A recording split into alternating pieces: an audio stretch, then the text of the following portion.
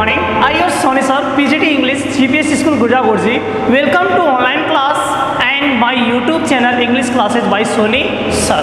प्यारे बच्चों, हम लोग अध्ययन कर रहे थे लेटर राइटिंग का और पिछले वीडियो में मैंने आप लोगों को टाइप्स ऑफ लेटर के बारे में बताया और फॉर्मेट ऑफ लेटर के बारे में बताया। यानी मैंने आप लोगों को उसमें बता दिया कि लेटर का फॉर्मेट क्या होता है, क्या कुछ हम लोग इसमें लिखते हैं। डियर स्टूडेंट्स, आप अच्छे से ये भी जानते हो कि पिछले वीडियो में मैंने आपको टाइप्स ऑफ लेटर के बारे में बताया, तो उसमें मैंने आप लोगों को ये भी बताया था कि लेटर दो प्रकार के होते हैं, फॉर्मल और इनफॉर्मल। फॉर्मल लेटर के बारे में मैंने आपको बताया कि ये 4 प्रकार के होते हैं: application for job, business letter, editor letter, official letter. उसमें हम लोगों ने उन लेटर्स के फॉर्मेट के बारे में अध्ययन किया था। आज हम इस कक्षा में अध्ययन करने जा रहे हैं आपका पहला जो लेटर है जिसका नाम है एप्लीकेशन फॉर जॉब। यानी सबसे पहले तो हम अध्ययन करेंगे कि एक एप्लीकेशन फॉर जॉब लेटर है उसको कैसे बनाया जाता है, उसका फॉर्मेट क्या है, उसके शुरुआत में क्या लिखते हैं, अंत में क्या लिखते हैं। डियर स्टूडेंट्स, मैंने आप लोगों को ये बात पहले ही बता दी थी कि आप लोगों को जब फॉर्मेट बताया था उसमें मैंने आपको स्टार्टिंग में बताया था कि सबसे पहले आपको क्या लिखना है, लेटर की शुरुआत आपको कहाँ से करनी है। हम अब अध्ययन कर रहे हैं एप्लीकेशन लेटर का, तो आप तैयार हो? तो देखो बच्चों, सबसे पहले आज हम इस कक्षा में चर्चा करते हैं application for job. Application for job, या मैं यूं कह दूं एक जॉब लेटर। प्यारे बच्चों, इसके बारे में मैंने आपको पहले ही बता दिया है कि जॉब लेटर क्या होता है। एक बार फिर से सुन लो। देखो, समाचार पत्र में हम लोग पढ़ते हैं कि अंदर के पृष्ठों में से एक पृष्ठ पर वैकेंसीज शो की हुई रहती है। यानी किसी भी कंपनी, किसी भी फर्म या किसी भी इंस्टीट्यूट में यदि किसी भी व्यक्ति विशेष की या किसी एम्प्लॉयर्स की ज़रूरत होती है तो वो इंस्टीट्यूट, वो फर्म, वो कंपनी वैकेंसीज निकालती है और एडवर्टीजमेंट के माध्यम से वो वैकेंसीज लोगों तक पहुंचती है। पर्सन उनको देखते हैं और देख करके उनके लिए अप्लाई करते हैं। तो प्यारे बच्चों, यानी समाचार पत्र में दी हुई वैकेंसीज को लिए जब हम लोग अप्लाई करते हैं तो हमारी कंप्लीट डिटेल्स हम लोग उसमें लिखते हैं। नाम, पिता का नाम, DOB, जेंडर, क्वालिफिकेशन, एक्सपीरियंस, यानी अपने संदर्भ में हम सब कुछ लिख करके एक पत्र के माध्यम से संबंधित विभाग में हम लोग अपनी एप्लीकेशन प्रस्तुत करते हैं। तो उसके लिए लिखा जाने वाला जो पत्र है वो क्या होता है? एप्लीकेशन फॉर जॉब होता है। समझे मेरी बात कि रिज्यूम टाइप अपनी डिटेल्स को शो करना ही क्या होता है? एप्लीकेशन फॉर जॉब लेटर होता है। किसी भी विभाग में जब आप नौकरी के लिए आवेदन कर रहे हो तो अपने बारे में संपूर्ण जानकारी आप लोग लिख करके जब आप संबंधित व्यक्ति विशेष को आप लोग भेज रहे हो तो उसके लिए लिखा जाने वाला लेटर एप्लीकेशन फॉर जॉब होता है। यानी नौकरी के लिए आवेदन करने के लिए लिखा जाने वाला पत्र एप्लीकेशन फॉर जॉब लेटर होता है। ये बात समझ में आई नहीं आई भाई आपकी? कोई दिक्कत है क्या? नहीं ना बच्चों। अब देखो कि एप्लीकेशन फॉर जॉब जो लेटर है उसका फॉर्मेट क्या होता है, क्या कुछ इसमें हम लोग लिखते हैं, इस बात की चर्चा हम करेंगे। पहले तो मैंने आपको पहले ही बता दिया था कि 2020 की परीक्षा में कौन सा लेटर आया हुआ है? Application for job. ये बात अपनी कंप्लीट हो गई है कि 2020 की परीक्षा में एप्लीकेशन फॉर जॉब लेटर आया हुआ है। कोई दिक्कत है क्या? नहीं ना। अब देखो, जब मैंने आपको इसका फॉर्मेट बताया था लेटर का तो उसमें मैंने आपको बताया था कि सबसे पहले आपको 1 नंबर पर क्या लिखना होता है? सेंडर्स एड्रेस लिखना होता है। 1 नंबर पर मैंने आपको बताया था कि सेंडर्स एड्रेस आपको लिखना होता है। 2 नंबर पर मैंने आपको बताया था कि पत्र लिखने की दिनांक लिखी जाती है। और 3 नंबर पर मैंने आपको बताया था रिसीवर्स एड्रेस। क्या बताया था? Receiver's address. 4 नंबर पर मैंने आपको बताया था सब्जेक्ट। 5 नंबर पर क्या बताया था? सैल्यूटेशन। क्या बताया था? सैल्यूटेशन। प्यारे बच्चों, ये बात अपनी कंप्लीट हो गई थी कि 1 नंबर पर सेंडर्स एड्रेस लिखा जाता है। पत्र लिखने वाले का पता लेफ्ट हैंड साइड में लिखा जाता है, यानी पत्र में लिख रहा हूँ तो मेरा पता लेफ्ट हैंड साइड में लिखा जाएगा। 2 नंबर पर जिस दिन पत्र लिखा जाता है उस दिन की दिनांक लिखी जाती है। 3 नंबर पर जिसको पत्र लिख रहे हैं उसका पता आता है। ये बात मैंने आपको पिछले वीडियो में बता दी है। 4 नंबर पर सब्जेक्ट। अब याद रख के चलना, हम अध्ययन कर रहे हैं एप्लीकेशन फॉर जॉब, तो सब्जेक्ट में केवल आपको इतना ही लिखना है, ये line, for the post of, फिर इसके बाद में पोस्ट का नाम लिख देना है। सब्जेक्ट में केवल इतना ही लिखना है कि फॉर द पोस्ट ऑफ, फिर उसके बाद में आपको पोस्ट का नाम बता देना है कि किस पोस्ट के लिए आप लोग एप्लीकेशन लेटर लिख रहे हो, एप्लीकेशन फॉर जॉब लेटर लिख रहे हो। बात समझ रहे हो मेरी? कोई दिक्कत है ना? नहीं है ना? कोई भी प्रॉब्लम नहीं है बच्चों, होनी भी नहीं चाहिए, क्योंकि मैं आपको प्रत्येक चीज़ बारीकी से बता रहा हूँ। हर बात को धीरे धीरे हम अध्ययन करेंगे और आपकी कहीं प्रॉब्लम नहीं होगी। बच्चों, सैल्यूटेशन, सैल्यूटेशन में मैंने आपको बताया सर या मैडम आप लोग लिख दीजिए सैल्यूटेशन में, कोई दिक्कत है क्या? नहीं ना? अब देखो बच्चों, इसके बाद में सर और मैडम लिखने के बाद, क्या लिखने के बाद? सर या मैडम लिखने के बाद मैंने आप लोगों को बताया था कि starting line of the letter, क्या बताई थी? Starting line of the letter. उसके बारे में मैंने आपको बताया था कि बच्चों जब हम लेटर्स का अध्ययन करेंगे तो उनमें प्रत्येक लेटर की स्टार्टिंग लाइन अलग अलग होती है, इसलिए उनकी स्टार्टिंग लाइन को हम उसी में अध्ययन कर लेंगे। आज का अपना लेटर है एप्लीकेशन फॉर जॉब, तो इसकी स्टार्टिंग लाइन क्या होती है? देखो, इसकी शुरुआत है, आपको मैं यहाँ पे कुछ पंक्तियाँ लिख रहा हूँ, आपको उन पंक्तियों में से किसी भी पंक्ति से इसकी शुरुआत कर देनी है। या तो आपको क्या करना है, सर के नीचे मैं यहाँ पे वो लाइन लिख रहा हूँ वो लिख दो, देखो कैसे। लेकिन याद रखना, आप जब लेटर की शुरुआत कर रहे हो सर के नीचे से, जब आप the body of the letter लिख रहे हो तो बेटा बॉडी ऑफ द लेटर की पहली लाइन आपको आई के नीचे से शो करनी है और दूसरी लाइन एस के नीचे से शो करनी है। याद रख करके चलना बच्चों, पहला पैराग्राफ की पहली लाइन आपको आई के नीचे से शो करनी और उसी पैराग्राफ की दूसरी लाइन आपको एस के नीचे से शो करनी। अगर मान लो आप लोग उस पैराग्राफ को कंप्लीट करके दूसरा पैराग्राफ लिख रहे हो तो उसी पैराग्राफ की पहली लाइन आपको आई के नीचे से, दूसरी लाइन एस के नीचे से। कैसे? जैसे मान लो आपने लिख दिया सर और इसके नीचे आप इस प्रकार से लिखने लग गए, आपका ये पहला पैराग्राफ यहाँ कंप्लीट हो गया। दूसरा पैराग्राफ शुरू कर रहे हो तो दूसरे पैराग्राफ को आप इस प्रकार से लिखोगे बच्चों। कहने का मतलब है जिस प्रकार से मैंने आपको बताया कि स्टार्टिंग लाइन आई के नीचे से, सेकंड लाइन एस के नीचे से, थर्ड लाइन एस के नीचे से।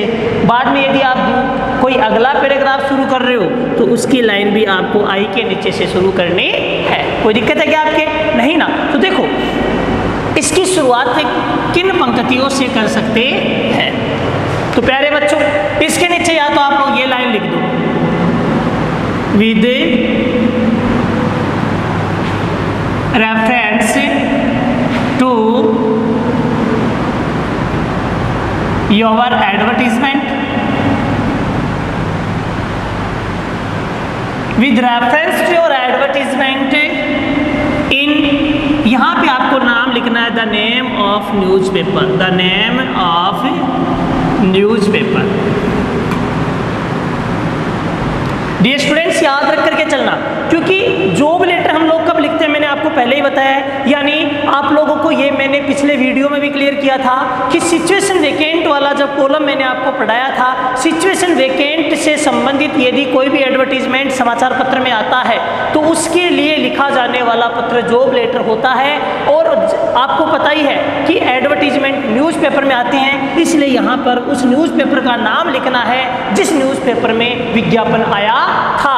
इसके आगे आपने कर दिया डेटेड, और यहाँ पे आपने डेट बता दी कि फला तारीख को न्यूज़पेपर में विज्ञापन आया हुआ है। फिर आपने लिख दिया फॉर द पोस्ट ऑफ, और इसके बाद में आप लोग उस पोस्ट का नाम लिख दीजिए जिस पोस्ट के लिए विज्ञापन दर्शाया गया था। कोई दिक्कत है क्या? कौन सी लाइन लिखोगे? ये with reference to your advertisement in the name of newspaper dated for the post of, यहाँ पे पोस्ट का नाम बता दीजिए। आप कहो सर ये लाइन नहीं लिखेंगे, दूसरी लाइन लिखेंगे, तो प्यारे बच्चों दूसरी लाइन ये लाइन लिख दो, this is in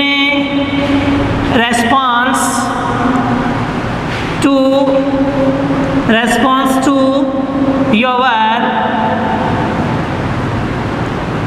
published advertisement in, वही बात है, the name of newspaper, the name of newspaper, ठीक है। डेटेड, यहाँ डेट बता दो, फॉर द पोस्ट ऑफ, और यहाँ पे पोस्ट के बारे में बता दीजिए कि फला पोस्ट के लिए हम लोगों ने विज्ञापन देखा था, उसके रेस्पॉन्स में, उसके प्रत्युत्तर में हम लोग ये लेटर लिख रहे हैं। समझ लो मेरी बात बच्चों कि आपको एप्लीकेशन लेटर की शुरुआत है निम्न में से किसी भी पंक्ति से कर देनी है। अब देखो बच्चों, इसके बाद में आपको क्या करना है, याद रख करके चलना। इतना काम होने के बाद में जस्ट इसके नीचे बच्चों याद रखना, आपको अपने पास से कुछ भी ऐड नहीं करना है। जो कुछ मैं यहाँ बता रहा हूँ वो लिखते जाइए, आपका एप्लीकेशन लेटर कंप्लीट हो जाएगा। तो बच्चों इसके नीचे आपको ये लाइन लिखनी है, कौन सी? देखो ये लिख दो, आई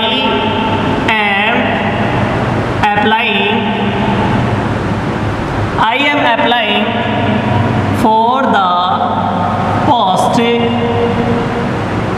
as one of the candidates.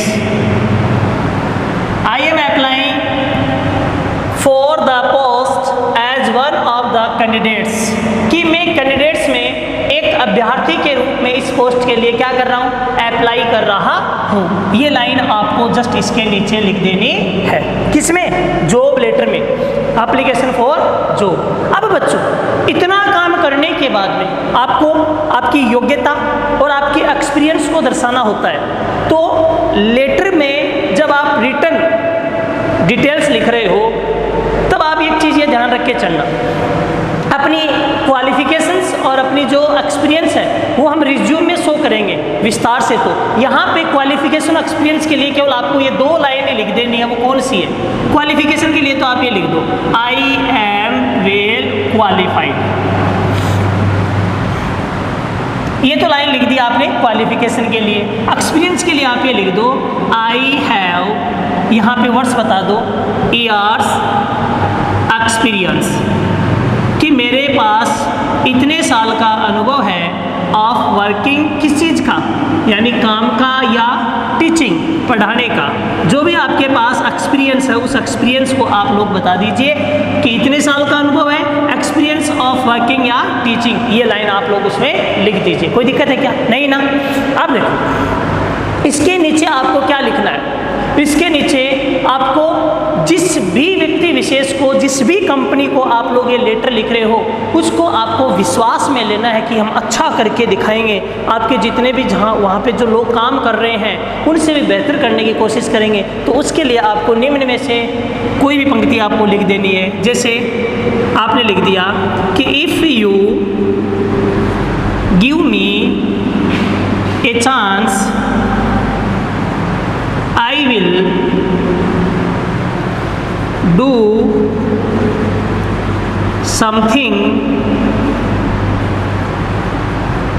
better than others, कि आप हमें यदि मौका देते हो तो दूसरों की बजाय कुछ अच्छा काम करके दिखाएंगे। फिर उसके नीचे आप लोग लिख दो कि आई होप, मुझे आशा है, दैट कि यू विल, आप मुझे, you will select me as a suitable, you will select me as a suitable candidate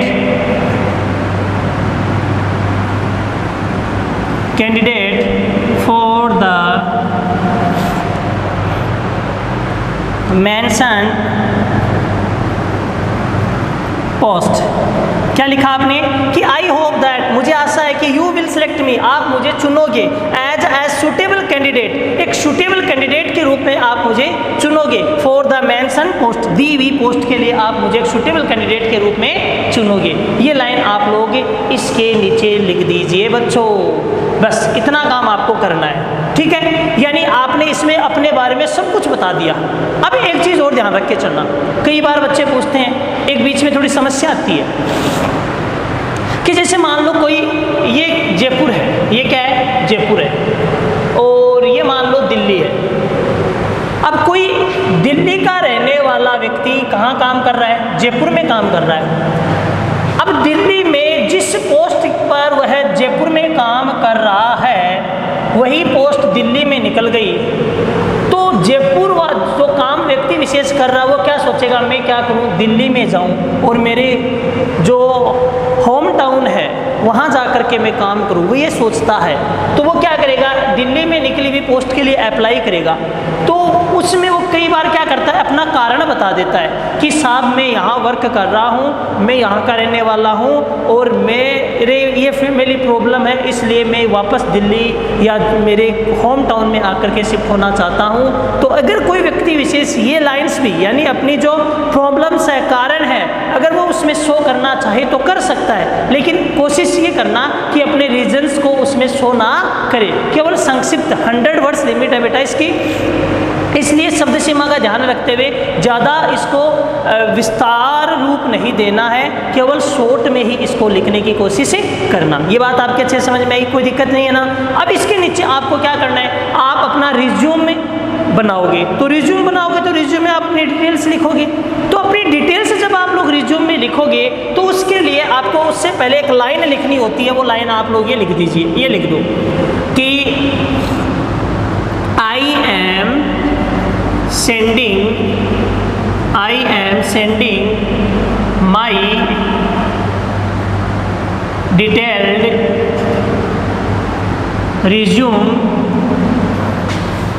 for your kind consideration। या तो रिज्यूम के लिए आप लोग ये लाइन लिख दीजिए, अगर आप ये लाइन नहीं लिख रहे हो तो आप ये लिख दीजिए, I am enclosing my resume here। ये लाइन लिख दीजिए कि I am enclosing my resume here, लिख दिया। ये लिखने के बाद में आपको इसके नीचे लिख देना है थैंकिंग यू। क्या लिख देना है, थैंकिंग यू। फिर एक लाइन खाली छोड़ करके सब्सक्रिप्शन में yours truly faithfully sincerely lovely लगा करके और लेटर लिखने वाले के द्वारा सिग्नेचर कर दिए जाते हैं। साहब इतना काम आपको कर देना है, किसमें, एप्लीकेशन फॉर जॉब लेटर में, इतना काम आपको कर देना है। इसके बाद आपको रिज्यूम बनाना है और उस रिज्यूम में आपको क्या कुछ लिखना है उनकी चर्चा हम लोग करते हैं। याद रखना, यानी रिज्यूम में आपको कुछ पॉइंट्स बता रहा हूँ, उन पॉइंट्स को आपको रिज्यूम में लिखना है, तो उससे क्या होगा, रिज्यूम बहुत ही शानदार बनेगा। मैं आपको रिज्यूम बहुत ही भिन्न तरीके से बताऊंगा, एक नंबर नहीं कटेगा बेटा, एक नंबर नहीं कटेगा। इस प्रकार से करते हो, इसका आप स्क्रीनशॉट ले लीजिए ताकि आपके आगे पढ़ने में दिक्कत नहीं आए। कोई दिक्कत, आप देखो रिज्यूम कैसे बनाएंगे। रिज्यूम के लिए आपको सबसे पहले याद रखना, लेटर लिखने के बाद में उसके नीचे कैपिटल लेटर में आपको लिखना है RESUME, ये नाम लिख देना है। ये लिखने के बाद में आप एक डिब्बा बना लीजिए। बना लिया बेटा, डिब्बा आपने बना लिया रिज्यूम के लिए, और उसमें सबसे पहले यहाँ पे आपको लिखना है name, 1 number point. Father's name. Mother's name भी लिखना चाहते हो तो लिख लो, अन्यथा कोई दिक्कत नहीं है। आपने लिख दी DOB, आपने लिख दी एज, जेंडर, और यहाँ पे फिर बात आती है क्वालिफिकेशन।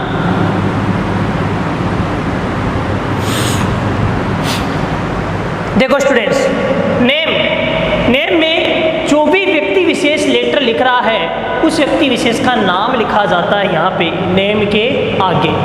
फिर फादर्स नेम में उस व्यक्ति विशेष के पिताजी का नाम। DOB उसकी डेट ऑफ बर्थ शो करनी होती है। Date of according to DOB आपको एज बतानी है, कितने साल का हो गया, 25 साल 27 साल जितना भी है। जेंडर, यदि लेटर किसी लड़के ने लिखा है तो मेल, लड़की है तो फीमेल। अब देखो क्वालिफिकेशन को आप लोग याद रख करके चलना।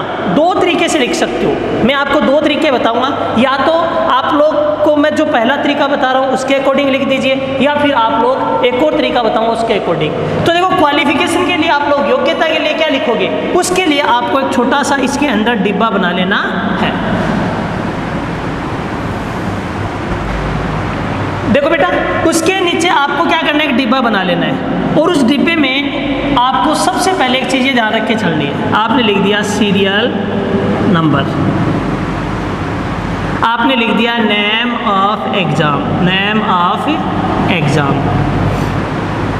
आपने लिख दिया सेशन, आपने लिख दिया नेम ऑफ बोर्ड या यूनिवर्सिटी, और आपने यहाँ पे लिख दिया परसेंटेज। ओके, अब देखो serial number, name of exam, session, name of board या यूनिवर्सिटी और परसेंटेज आप लोगों को उस डिब्बे में लिख देने हैं। सीरियल नंबर में आपने 1 2 3 4 जितने भी नंबर आप डालना चाहो डाल दीजिए। बेटा क्वालिफिकेशंस में आपको एक चीज़ ये ध्यान रख करके चलनी है कि जिस भी पद के लिए आप लोग अप्लाई कर रहे हो उस पद से संबंधित योग्यता को दर्शाना होता है। और आपको इसके बारे में मैंने सिचुएशन वैकेंट वाला एडवर्टीजमेंट है उसमें अच्छे से बताया है, चिंता मत करो। उसकी लिंक है वो डिस्क्रिप्शन बॉक्स में मैं शो कर दूंगा, आप लोग उसको देख लीजिएगा। कोई भी पद के लिए आप अप्लाई कर रहे हो तो 10th और 12th पास आउट कैंडिडेट उसमें चाहिए। तो आपको नेम ऑफ एग्जाम में आपने 10th या तो ऐसे लिख दो या आपने ऐसे लिख दिया, 12th आपने लिख दिया। यदि उसमें मांग रहा है BA, BSc, BCom, यदि उसमें मांग रहे हैं तो आपने लिख दिया BA, BSc, BCom। यदि जो भी पद के लिए आपने अप्लाई किया उसमें मांग रहे हैं आपसे MA तो आप MA लिख दो। यदि जिस भी पद के लिए अप्लाई किया उसमें मांग रहे हैं आपसे कोई कंप्यूटर डिप्लोमा तो उसके बारे में बता दीजिए। मतलब जिस भी पद के लिए आप अप्लाई कर रहे हो उस पद से संबंधित योग्यता आपको लिखनी है, उस एग्जाम का नाम यहाँ पे लिखना है। यहाँ पे सेशन बताना है आपको कि किस वर्ष आपने पास की, 10वीं कक्षा किस वर्ष पास की, 12वीं कक्षा कब पास की। फिर 10वीं कक्षा आपने कौन से बोर्ड से की है, यानी BSCR से की है या CBSE से की है, किससे की है, BSCR या CBSE या RBSE, ठीक है। यानी BSCR, RBSE, CBSE आपने किससे 10वीं क्लास पास की है उस बोर्ड का नाम बता दीजिए। यूनिवर्सिटी में आप लोग यूनिवर्सिटी का नाम बता दीजिए, शेखावाटी यूनिवर्सिटी, राजस्थान यूनिवर्सिटी, उसका नाम बता दीजिए। आपके कितने क्या परसेंटेज है 10वीं में, 12वीं में, BA, BSc, BCom, MA, MSc, MCom, इनमें वो परसेंटेज आप लोग शो कर दीजिए। ये तो है बात 1 नंबर क्वालिफिकेशंस की। अगर आपको नहीं सर हमेशा नहीं करना चाहते, दूसरे तरीके से बना लो, तब आपको यहाँ पे लिखना पड़ेगा एकेडमिक क्वालिफिकेशंस। क्या लिखना पड़ेगा, एकेडमिक क्वालिफिकेशंस। उसके लिए आप लोगों को क्या लिखना पड़ेगा, जैसे आपने लिख दिया पास्ट 10th फ्रॉम, जैसे RBSE से किया है तो RBSE विद 80% इन 2012, ये लिख दिया। ऐसे लिख दो एकेडमिक क्वालिफिकेशंस में। एकेडमिक क्वालिफिकेशंस में आपने लिख दिया पास 10th फ्रॉम RBSE विद इतने % इन 2012। आपने लिख दिया 12th फ्रॉम RBSE विद 90% इन 2014। समझ लो, यानी जो भी योग्यता आप दर्शा रहे हो डिब्बे में नहीं दर्शा रहे हो तो बजाय ओपनली दर्शा रहे हो तो आपको इस प्रकार से दर्शाना पड़ेगा। जैसे मान लो आप MA हो तो आपने कर दिया MA in English, MA in English, ठीक है। फिर आपने कर दिया फ्रॉम, यहाँ पे यूनिवर्सिटी का नाम बता दो और कोमा लगा करके परसेंटेज बता दो कि इतने परसेंटेज से उसने MA पास किए। अगर आप लोग इसको डिब्बे में नहीं दर्शा रहे हो तो ऐसे आप दर्शा दीजिए। कोई दिक्कत है क्या? नहीं ना। अब देखो बेटा, इसके बाद में आपको क्या करना है, एक चीज़ ध्यान रख के चलना। इसके बाद में आपको लिखना है एक्सपीरियंस।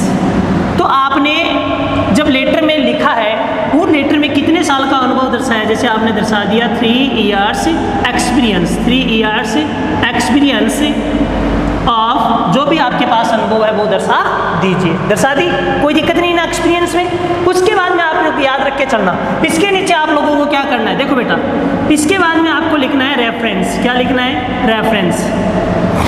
रेफरेंस में आप लोग क्या लिखोगे, यानी देखो मैं आपको एक बात बता देता हूँ। रेफरेंस में जैसे मान लो आपके पिताजी का कोई खाता है, किसी दुकान पे खाता डला हुआ है, उधार चलती है, आपके पिताजी ने कहा जा मेरा नाम ले दे, फला चीज़ लेके आ जा, तो आप कहते हो ना पापा ने कहा ये चीज़ दे दो। तो जिस भी पद के लिए आप अप्लाई कर रहे हो उस कंपनी में, उस इंस्टीट्यूट में आप अप्लाई कर रहे हो, तो इस रेफरेंस में उस व्यक्ति विशेष का नाम लिखोगे जिस व्यक्ति विशेष की उस इंस्टीट्यूट में, उस कंपनी में अच्छी जानकारी होती है। यानी आपको इस पद के लिए नौकरी में ये मान के चलो कि 10 से 20% फायदा है इस रेफरेंस से मिलता है।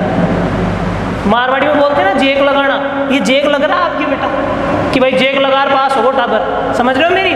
तो इसका मतलब है रेफरेंस में आपको उस व्यक्ति विशेष का नाम लिखना है जिस व्यक्ति विशेष का आप लोग एक माध्यम बना करके अप्लाई कर रहे हो, उसको बीच में लेकर के उसका आप रेफरेंस दे करके अप्लाई कर रहे हो। आपने उस व्यक्ति विशेष का नाम लिख दिया, उसकी पोस्ट को आपने शो कर दिया, उसके स्थान के बारे में बता दिया कि इस स्थान पर संबंधित व्यक्ति विशेष है, उसका रेफरेंस दिया जा रहा है। जैसे मैंने लिख दिया यहाँ पर कि मैंने किसी भी व्यक्ति विशेष का नाम लिख दिया, जैसे RK शर्मा लिख दिया, ये डायरेक्टर है, और मैंने लिख दिया प्रिंस कॉलेज जयपुर, मैंने लिख दिया RK Sharma director Prince college Jaipur. अब उस पद के लिए हम अप्लाई कर रहे हैं तो ये RK शर्मा संबंधित कंपनी इंस्टीट्यूट है, उसका अच्छा जानकार है। कोई दिक्कत? अब देखो रेफरेंस के नीचे आपको क्या लिखना है, रेफरेंस के नीचे आपको याद रख करके चलना। आप लोग लिखना चाहो तो एक चीज़ ये लिख लेना, यदि आप इसमें मैरिज स्टेटस भी लिखना चाहते हो, यदि मैरिज स्टेटस भी लिखना चाहते हो तो आप लोग उसमें लिख दीजिए। आप यदि मैरिज स्टेटस भी लिखना चाहते हो तो लिख दीजिए। यदि आप मैरिड हो तब तो आपने क्या लिख दिया, मैरिड। यदि अनमेरिड हो तो आपने क्या लिख दिया, अनमेरिड। कोई दिक्कत है क्या? ये याद रख करके चलना। मैरिज स्टेटस में यदि मैरिड हो तो मैरिड, अनमेरिड है तो अनमेरिड। फिर उसके बाद में आपको लिखनी होती है सैलरी, तो उसके लिए या तो आप लोग लिख दीजिए नेगोशिएबल या फिर आप लोग एक्सपेक्टेड सैलरी उसमें शो कर दीजिए। कोई दिक्कत है क्या? नहीं ना। फिर उसके बाद में आपको क्या करना है कि परमानेंट एड्रेस, परमानेंट एड्रेस आपको उसमें लिखना है कि आपका परमानेंट एड्रेस ये है, आपने परमानेंट एड्रेस बता दिया। फिर उसके बाद में आपको आपके टेलीफोन नंबर या आपको आपके मोबाइल नंबर उसमें लिखने होते हैं। आपने मोबाइल नंबर बता दिए, फिर आपको क्या लिखनी होती है, आपकी मेल आईडी भी आपको उसमें बता देनी होती है, और फिर इसको डिब्बे में बंद कर देना होता है। तो बेटा रिज्यूम में आपको मैंने कुछ जो बातें मैंने यहाँ पे बताई है उन बातों को आपको शो करना होता है। यानी मैंने आपको वापस बता देता हूँ, मैंने आपको बताया है कि सबसे पहले आपको सेंडर्स एड्रेस आपको लिखना है, डेट आपको लगानी है, उसके बाद में आपको रिसीवर्स एड्रेस लिखना है, सब्जेक्ट आपको लगाना है, सैल्यूटेशन लिखना है, starting line of the letter, बीच में उसमें आपको क्या कुछ इसमें लिखना है वो मैंने आपको बता दिया, closing line of the letter आपको लिखनी है, रिज्यूम से संबंधित पंक्ति को आपको लिखना है। फिर रिज्यूम में जो पॉइंट मैंने आपको बताया, 1 नंबर पर नेम, 2 नंबर पर father's name, DOB, age, gender, qualifications. यदि आप लोग इस प्रकार से लिखना चाहो तो ठीक, नहीं ऐसे लिख दो, experience, reference, marriage status, salary, permanent address, telephone number, और लास्ट में मेल आईडी आपको लिख देनी है, डिब्बे में बंद कर देना है। प्यारे बच्चे, आशा करता हूँ ये वीडियो आपके बहुत अच्छे समझ में आया होगा। अगले वीडियो में एप्लीकेशन फॉर जॉब लेटर से जुड़े हुए प्रश्न को हल करेंगे, तो तब तक के लिए इस वीडियो को देखते रहिए, लाइक शेयर सब्सक्राइब करते रहिए। थैंक्स।